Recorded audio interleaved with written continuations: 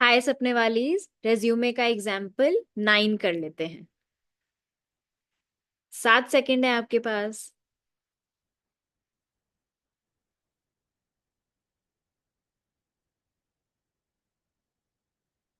Okay, done. ठीक है। तो ये बहुत ही अलग रेज्यूमे है अभी तक हमने जितने भी करे हैं उनसे, क्योंकि इसमें मुझे दर्शक के तौर पे बहुत सारी जानकारी दिख रही है। अभी तक जो मैंने रेज्यूमे देखे थे, कुछ कुछ खालीपन दिखता था पेज पे। इसलिए दर्शक कहता था कि हाँ, आराम से पढ़ लेते हैं। ये रेज्यूमे देख के कह रहा है दर्शक, अरे इतना कुछ लिख दिया, इतना कुछ। तो ठीक है, पढ़ेंगे, लेकिन थोड़ा स्पष्ट तरीके से लिख सकते थे। जैसे एक एग्जाम्पल मैं आपको दिखा रही हूँ। यहाँ पर एक हेडिंग है, मेक अ डिफरेंस, यानी मैड एनजीओ।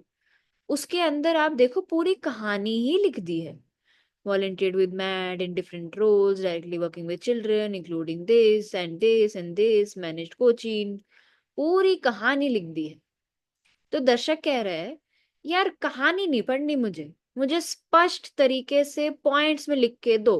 3 सटीक पॉइंट्स, नंबर 1, नंबर 2, नंबर 3। जब तक दर्शक को, दर्शक के दिमाग को स्पष्ट और सटीक चीजें नहीं दिखती है, वो खुश नहीं होता। तो अगेन, मैं ये तो समझ रही हूं कि इस इंसान ने बहुत मेहनत करी है अपने करियर में, बहुत सारी चीजें भी करी हैं, लेकिन वो सारी चीजें किसी और को कैसे दिखानी है, दर्शक को कैसे खुश करना है, ये शायद अभी नहीं आता है। तो इसीलिए ये रेज्यूमे मैं रिजेक्ट कर रही हूँ, क्योंकि दर्शक पढ़ना ही नहीं चाह रहा। बहुत ज्यादा भर दिया है। इसी को स्पष्ट और सटीक तरीके से पॉइंट्स में, 1 2 3 या फिर डॉट डॉट डॉट, उसमें लिख सकते हैं। ओके, तो this resume has been rejected. Thank you.